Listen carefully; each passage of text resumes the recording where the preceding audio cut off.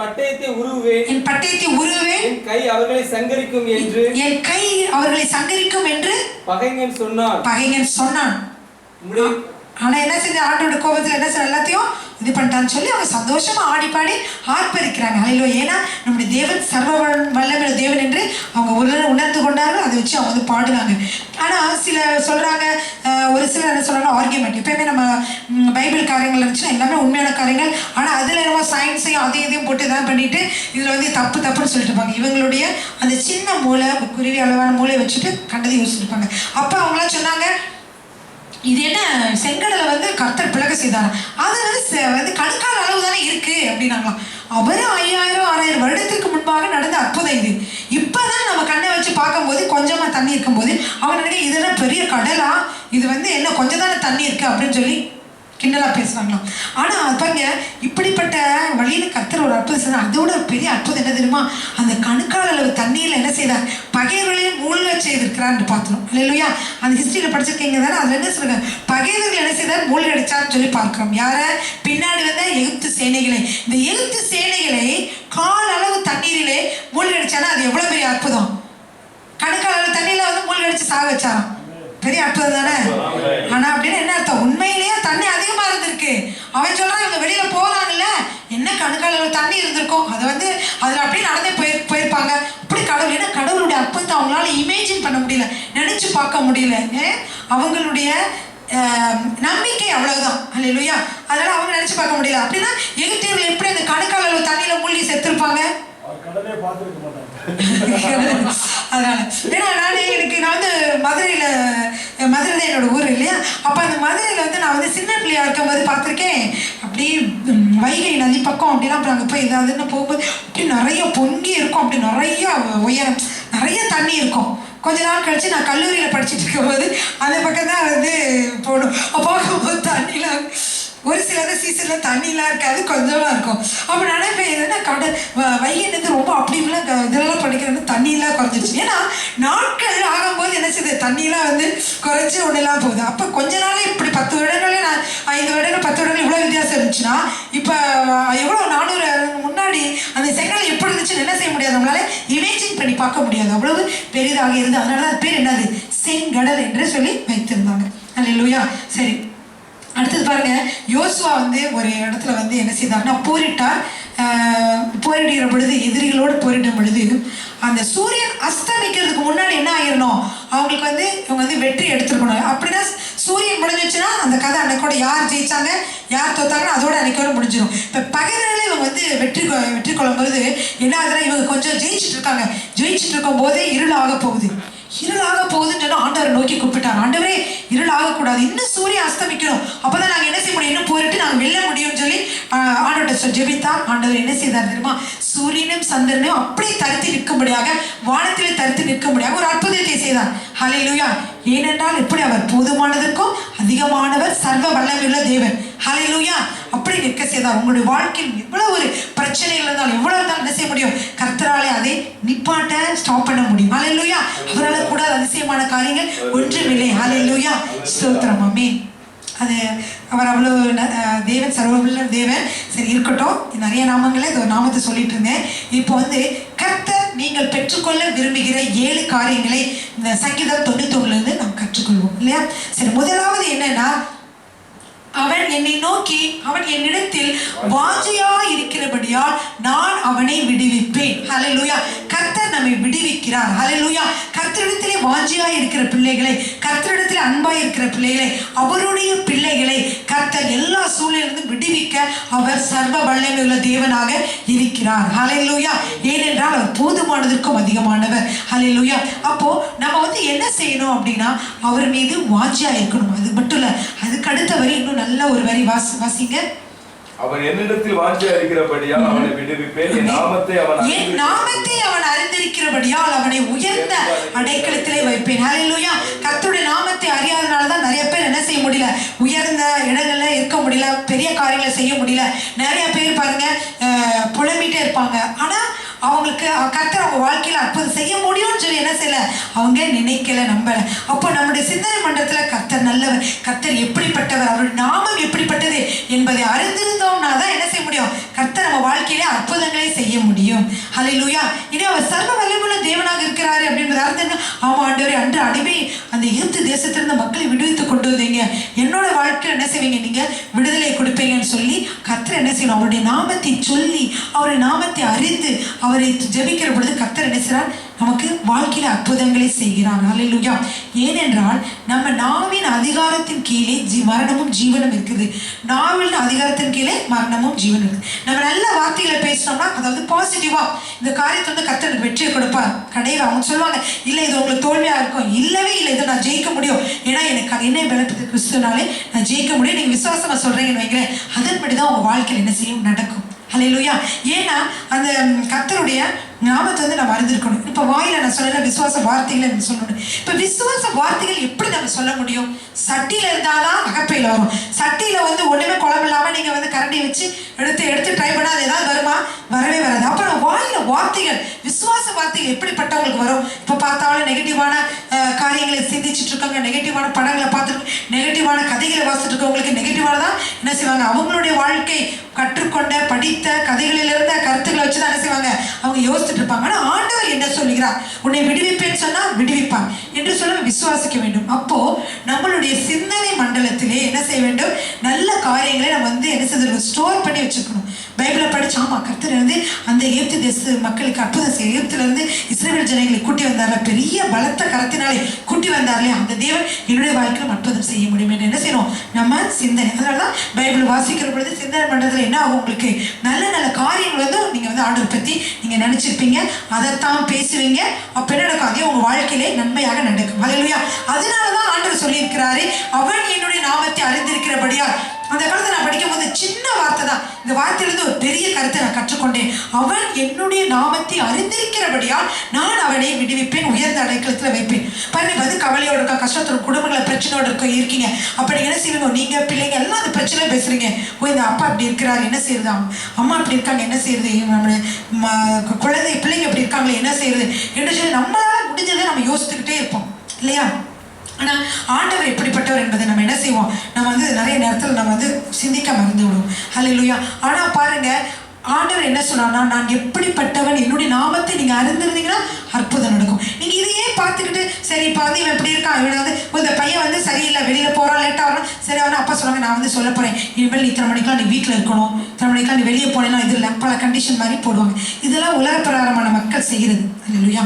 ஆனா ஆண்டவர்கிட்ட நீங்க வந்து அவர் என்ன சொல்றாரு, உங்க குடும்பத்துல வந்து சமாதானத்தை கொடுப்பேன், சமாதான பிரபு அப்படின்றத நீங்க என்ன சொல்ல, ஆண்டவர்கிட்ட, ஆண்டவர் நீங்க சமாதான பிரபு எங்க நான் அறிவேன், உங்களுடைய நாமம் சமாதான பிரபு, நீங்க என்ன செய்வீங்க, இந்த குடும்பத்துல சமாதானத்துல கட்டளையிடுவீங்க, நீங்க வந்து ஒரு ரட்சிக்கிற தேவன், ரட்சகர், நீங்க என்னுடைய மகன் என்ன செய்வீங்க, நீங்க ரட்சிப்பீங்க, அவனை பாவத்திலிருந்து விடுதலை கொடுப்பீங்க, அவனை நீங்க என்ன செய்வீங்க, சரியான வழிக்குள்ள நடத்துவீங்க அப்படின்னு சொல்லி அவருடைய நாமத்தை அறிந்து அவரை துதித்து ஸ்தோத்திரிக்கிற பொழுது என்ன செய்யும், உங்க உண்மையான உங்க மனசுக்குள்ள ஒரு ஆறுதலும் சமாதானமும் இருக்கும். ஹல்லேலூயா.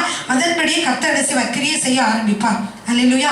நம்மளா எத்தனையோ பிளான் பண்ணி இந்த உலகத்தில் இருக்கவங்களும் அப்படிதானே செய்யறாங்க. எத்தனை பேர் வெற்றியுள்ள வாழ்க்கை வாழ முடியாததான் நிறைய பேருக்கு போயிருது இல்லையா. அதனால ஆண்டவர் வந்து என்ன விரும்புகிறார்னா, அவருடைய நாமத்தை அறிந்திருக்க வேண்டும். அவரு என்னுடைய தகப்பன் என்ற அறிந்து நிறைய நேரம் நான் வந்து ஜெபிப்பேன். என்னோட வாழ்க்கையில பிரச்சனை இருக்கும்போது, அப்பா எங்க ஊர்ல இருக்காங்க, ஆனா அப்பா மாதிரி ஒருத்தர் நினைச்சிட்டு நம்ம வந்து சொல்லும் பொழுது, அப்பா வந்து எப்படி கரிசனையா உடனே அந்த காரியத்துல விடுதலை கொடுப்பார், உடனே அந்த பிரச்சனையை தீர்த்து வைப்பாரு அப்பா. அதே மாதிரி நம்ம என்ன சொன்னோம், தேவனே என்னோட தகப்பனா இருக்கீங்க, என்னோட குடும்பத்துல இந்த மாதிரி பிரச்சனை இருக்கு, நீங்க இதை தீர்த்து வைங்கன்னு சொல்லி நீங்க அவரை நோக்கி ஜெபிச்சீங்கன்னா, ஆண்டவர் சொல்லுங்க, அப்பா எப்படி வேகமா வந்து எல்லாம் தீர்ப்பாரோ அதுக்கு மேலே என்ன செய்வார், சீக்கிரமா வந்து உங்க பிரச்சனையை தீர்த்து விடுவார். ஹல்லேலூயா. ஆனா அதுக்கு பதிலாக நம்மளே தீர்க்க முயன்று கணவனோ மனைவியோ பிள்ளைங்களோட ரொம்ப போராடி சண்டை போட்டு இதெல்லாம் பண்ணும்போது நீங்க நிறைய நெகட்டிவ் வேர்ட்ஸ் உங்க வாயில இருந்து வந்துடும். அந்த வார்த்தையில என்ன செய்யும், உங்க வாழ்க்கையில கிரியை செய்ய ஆரம்பிக்கும். ஹல்லேலூயா.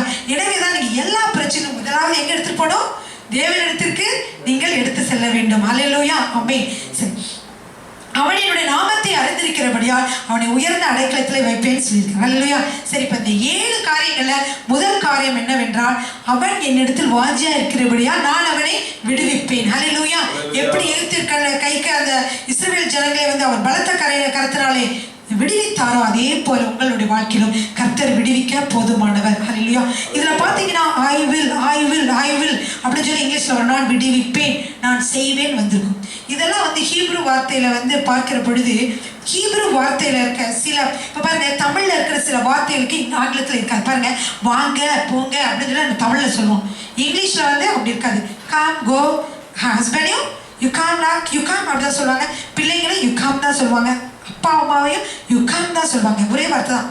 ஆனா அதே மாதிரி தமிழ் அப்படி இல்லை. பெரியவங்களை பார்த்தா வாங்கன்னு சொல்லலாம், சின்ன பையனை பார்த்தா வான்னு சொல்லலாம். இப்படி சில வார்த்தைகள் இருக்கு. அதே மாதிரி ஆங்கிலத்திற்கு சில வார்த்தைகள் நம்ம தமிழ்ல இருக்காது. அதே மாதிரி கிரேக்கத்துல இருக்கிற அந்த ஹீப்ருல இருக்கிற அந்த வார்த்தை ஐ வில் போட்டிருக்கு இல்லையா, நான் செய்வேன் விடுவிப்பேன் வார்த்தை வந்து சரியான மொழிபெயர்ப்பு கொடுக்க முடியல. ஐ வில் கொடுத்துருக்காங்க.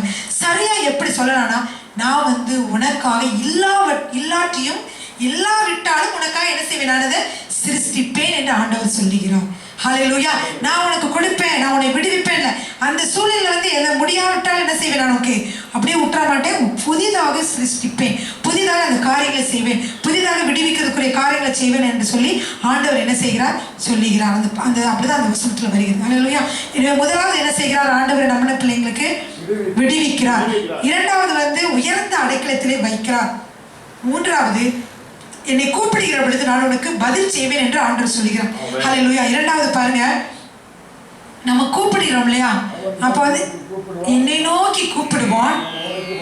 எவ்வளவு அருமையா ஆண்டவர் வெயிட் பண்றாரு பாருங்க. நிறைய பேர் நம்ம அவர் சொல்லிருக்காரு என்னை நோக்கி கூப்பிடுவான் நான் பதில் செய்வேன்னு சொல்லிட்டு, ஆனா அநேகர் பார்த்தீங்கன்னா ஆண்டவரையே நோக்கி கூப்பிட மாட்டாங்க. கணவன் மனைவி பிரச்சனையே, மனைவி வந்து கணவன் ஏசுவாங்க, கணவன் மனைவி ஏசுவாங்க, இது சரியாக மாட்டேங்குது, அது ஆக மாட்டேங்குது. பிள்ளைங்க என்ன செய்வாங்க, அம்மா அப்பாட்ட ஏமா இதெல்லாம் செய்ய மாட்டேங்கிறீங்க, இதெல்லாம் பண்ண மாட்டேங்கிறீங்கன்னு அம்மா அப்பா வந்து பிள்ளைங்களை ஏன் இதெல்லாம் பண்ண மாட்டேங்கிறேன்னு டிமாண்ட் பண்ணுவாங்க. இதை தான் குடும்பத்தில் நடக்கும். இதுலேயே ஒரு பிரச்சனை ஆர்குமெண்ட் ஆகி முடியும். ஆனால் இதில் வந்து எப்படி இருக்கணும், எந்த பிரச்சனையா இருந்தாலும் நம்ம என்ன செய்யணும், பிள்ளைங்க மீது அன்பு செலுத்தணும், கணவன் மீது அன்பு செலுத்தணும். சாதாரணமா சொல்லிட்டு ஆண்டவர்கிட்ட தான் என்ன செய்யணும், முக்கியமான பாயிண்ட்ஸை வைக்கணும். ஏன்னா ஆண்டவர் சொல்றாரு அவள் என்னை நோக்கி கூப்பிடுவான் என்று வெயிட் பண்ணிட்டே இருக்கிறாரு. அவள் என்னை நோக்கி கூப்பிடுவான்னு சொல்லிட்டு வெயிட் பண்ணிட்டே இருக்காரு அந்த தருணத்துல. ஆனா அந்த பிரச்சனை கசகசன் சண்டை பிரச்சனை, அப்புறம் அழுகிறது, அப்படி சண்டை தூக்கிட்டு இருப்பாங்க. ஆனா என்ன சொல்ற, ஆண்டவர் என்னை நோக்கி கூப்பிடுவான்னு சொல்லி கூப்பிடுவான் வெயிட் பண்றாரு. அப்போ கூப்பிடுகிற பொழுது என்ன நடக்குது, அவர் விடுவிக்கிறார். ஹல்லேலூயா. பதில் கொடுக்கிறார். ஹல்லேலூயா. ஆண்டவரை நோக்கி கூப்பிடுகிற பொழுது என்ன செய்கிறார், ஜெபிக்கிற பொழுது அவர் பதில் கொடுக்கிறார். ஹல்லேலூயா. அருமையான வார்த்தைகள் மூலமாக ஆண்டவர் சொல்லியிருக்கார் உனக்கு பதில் கொடுப்பேன் என்று சொல்லி. உங்களுக்கு எல்லாம் தெரியும் எரேமியா 33:3. டக்குன்னு எடுத்து வாசிங்க. ஒரு ஆள் ஏசாயா 43வது எடுத்து வாசிங்க. நேரம் கொஞ்சமா இருக்கு, அதனால வேகமா. என்னை நோக்கி கூப்பிடு, என்னை நோக்கி கூப்பிடு, நான் உனக்கு உத்தரவு கொடுத்து அறியாத உனக்கு எட்டாவதுமான பெரிய காரியங்களை உனக்கு அறிவிப்பேன். நீயே நினைச்சு பார்த்திருக்க மாட்ட, உனக்கே தெரியாது. நம்மளுக்கு அந்த நாலேஜ் எட்டாவது காரியத்தில் என்ன செய்யறேன், உன் வாழ்க்கையில செய்வேன். பெரிய காரியங்களை, புதிய காரியங்களை, அற்புதமான காரியங்களை உன் வாழ்க்கையில செய்வேன். இப்பொழுது என்னை நோக்கி கூப்பிடு. ஹல்லேலூயா. அப்ப நம்ம வாழ்க்கையில பிரச்சனையின் பொழுது யாரை ஃபோக்கஸ் பண்ணணும், ஆண்டவரை தான் ஃபோக்கஸ் பண்ணணும், ஆண்டவரை தான் நம்ம பார்க்கணும். ஹல்லேலூயா. ஏனென்றால் அவர் வந்து எப்படிப்பட்டவர், சர்வ வல்லமையுள்ள தேவன். அவரால் செய்ய முடியாத அதிசயமான காரியங்கள் ஒன்றுமே இல்லை. ஹல்லேலூயா. ஏசாயா 43:25-26 வாசிங்க. நான் நானே உன் மீறுதல்களை என் நிமித்தமாகவே, நான் நானே உன் மீறுதல்களை என் நிமித்தமாகவே குலைத்து போடுவேன். குலைத்து போடுவேன். உன் பாவங்களை நினையாமலும் இருப்பேன். நாம் ஒருவரோடொருவர் வழக்காடும்படி எனக்கு நினைவூட்டு. அதோட போதும். இப்ப என்னன்னா ஆண்டவர் சொல்றாரு, நான் தான் உன்னோட பாவங்களை மன்னிச்சுட்டேன், உன்னோட அக்கிரமங்கள்லாம் மீறுதல்லாம் நான் வந்து என்ன செஞ்சுட்டு குலைச்சு போட்டுட்டேன், ஒண்ணுமில்லாம ஆக்கிட்டேன். நான் இனிமேல் என்ன செய்ய மாட்டேன், உன்னோட பாவத்தை நான் நினைவு கூற மாட்டேன் அப்படின்னு ஆண்டவர் சொல்றாரு இல்லையா. அப்புறம் என்ன சொல்றாரு, நீ என்னோட வழக்காடும்படி நினைவுபடுத்து. அப்படின்னா உன்னோட வசனங்களினால, வார்த்தைகளினால நான் சொன்ன நான் சொன்னதை நீ எனக்கு திரும்பமாக நினைப்பூட்டு சொல்லு நான் சொல்றாரு. அப்படின்னா என்ன, ஆண்டவரே நீங்க இப்படிலாம் ப்ராமிஸ் சொன்னீங்களே, நீங்க இந்த மாதிரிலாம் சொன்னீங்களே ஆண்டவரே, எனக்கு இந்த சூழ்நிலை எனக்கு விடுதலை கொடுங்க, இந்த மாதிரி நேரத்தில் நீங்க கைவிடாதீங்க, இப்போ இது பண்ணுங்க ஆண்டவரே அப்படின்னு சொல்லி என்ன சொல்ல, ஆண்டவர்கிட்ட நம்ம ஜெபிக்க வேண்டும். ஹல்லேலூயா. எப்பொழுதும் அவரை நோக்கி கூப்பிடுகிற பொழுது அவர் எப்படிப்பட்டவராக இருக்கிறார், பதில் அளிக்கிறவராக இருக்கிறார். இன்னும் அருமையான சில வசனங்கள் இருக்கு, அதை டக்குன்னு வாசித்து சொல்லிடலாம். மத்தேயு 7:7-8. ஒருத்தர மார்க் எடுத்துக்கோங்க. கேளுங்கள் அப்பொழுது உங்களுக்கு கொடுக்கப்படும், கொடுக்கப்படும், கேளுங்கள் அப்பொழுது தேடுங்கள் அப்பொழுது கண்டடைவீர்கள். தட்டுங்கள் அப்பொழுது ஹalleluya. தட்டுங்கள் அப்பொழுது திறக்கப்படும். ஏனென்றால் கேட்கிறவன் எவனும் பெற்றுக்கொள்கிறான். தேடுகிறவன் கண்டடைகிறான். தட்டுகிறவனுக்கு திறக்கப்படும். அதனால உன்னோட நீ வந்து கேட்கும் பொழுதோ, நீ தேடுகிற பொழுதோ, தட்டுகிற பொழுதோ நான் என்ன செய்வேன், உனக்கு பதில் செய்வேன் என்று ஆண்டவர் சொல்லுகிறார். ஹalleluya. அடுத்ததாக மார்க் 11:24 நீங்கள் ஆதலால் நீங்கள் ஜெபம் பண்ணும் பொழுது எவைகளை கேட்டுக்கொள்வீர்களோ அவைகளை பெற்றுக்கொள்வோம் என்று விசுவாசியுங்கள். அப்பொழுது அவைகள் உங்களுக்கு உண்டாயிருக்கும் என்று சொல்லியிருக்க அருமையான வசனம். இந்த வசனத்தை பார்த்து நிறைய பேர் ஜெபம் பண்ணுவாங்க. ஆனா வாழ்க்கையிலே எனக்கு பதிலே கிடைக்கல நிறைய பேர் புலம்புவாங்க. ஏன் தெரியுமா? நீங்க ஜெபிக்கிற பொழுது ஆண்டவரே, உதாரணத்துக்கு கணவன் வந்து ரட்சிக்கப்படணும் நீங்க ஜெபிக்கிறீங்க வைங்க. ஆண்டவரே, என்னோட கணவன் வந்து ஆலயத்துக்கு வர மாட்டேங்கிறாரு, குடிக்கிறாரு, பணத்தை வேஸ்டா செலவழிக்கிறாரு, பொறுப்பு இல்லாம இருக்கிறார். ஆண்டவரே, நீங்க தான் என்ன செய்யணும், அவரை விடுதலை செய்யணும், உங்களால முடியும், நீங்க சர்வ வல்லமையுள்ள தேவன் அப்படி என்ன செஞ்சாங்க, ஜெபிச்சுட்டு எந்திரிச்சு வந்த உடனே கணவர் ஏதோ ஒன்று சொல்றாரு. கட்டாயமா அவர் ஏதாவது பொறுப்பெல்லாம் ஏதாவது சொல்லியிருப்பார்.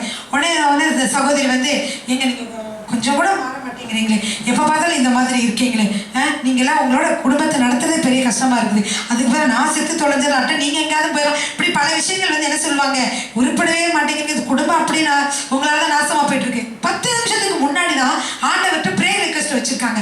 10 நிமிஷத்துல என்னென்ன பேசுறாங்க, நீங்க போய் குடும்பத்துக்குள்ள பாத்தீங்கன்னா இந்த மாதிரிலாம் நடக்கும். நான் நிறைய குடும்பத்துல பார்த்திருக்கேன். என்ன சொல்லுவாங்க, நெகட்டிவா என்ன செய்வாங்க, பேச ஆரம்பிச்சுவாங்க. அப்போ இங்க பைபிள்ல என்ன போட்டிருக்கு, இப்படிலாம் ஜெபிச்சுட்டு கண்டபடிலாம் பேசிடுவாங்கன்னு தான் பைபிள் என்ன போட்டிருக்கு. நீங்க ஜெபித்த பொழுது என்ன செய்யணும், அதை பெற்றுக்கொள்வோம் என்று விசுவாசியுங்கள். அப்போ அந்த சகோதரி என்ன செய்யணும், ஆண்டவரே உங்க பாதத்துல ஜெபிச்சிருக்கேன், நீங்க சர்வ வல்லமையுள்ள தேவன், உங்களால செய்ய முடியாத காரியங்கள் கிடையாது, நீ என்னோட கணவரை மாற்றுவீங்க என்று சொல்லி ஜெபிச்சுட்டு வந்துட்டு 10 நிமிஷத்துல ஹஸ்பண்ட் ஏதாவது கோமா பேசினாலோ எந்த பேசினாலோ அவங்க என்ன மனசு நினைக்கிறோம், அவங்க கோமா பண்ண ஆத்திரமா வந்தாலும் ஆண்டவரே நீங்க சொல்லியிருக்கீங்க, நீங்க மாற்றுவீங்க, என்னோட கணவரை நீங்க மாற்றுவீங்க, அவரை நீங்க ரொம்ப ஏசிக்கிட்டு சண்டை போட்டதோட இல்ல அவரை மீது அன்பு செலுத்தபடியா நீங்க செய்வீங்க அப்படின்னு சொல்லி என்ன சொல்ல பாசிட்டிவா அவங்க மனசுக்குள்ள நினைச்சிட்டு அவர் பேசுறதுக்கெல்லாம் பதில் சொல்லாம அமைதியா இருந்துட்டு அப்படின்னு பாசிட்டிவா சொல்லிட்டு அவங்க வந்து மனசுல நினைச்சிட்டே இருந்தாங்கன்னு வைங்களேன். இப்போ கட்டாயமா இந்த மனசுல வச்சுட்டு வார்த்தை வந்து கோபமா வராது.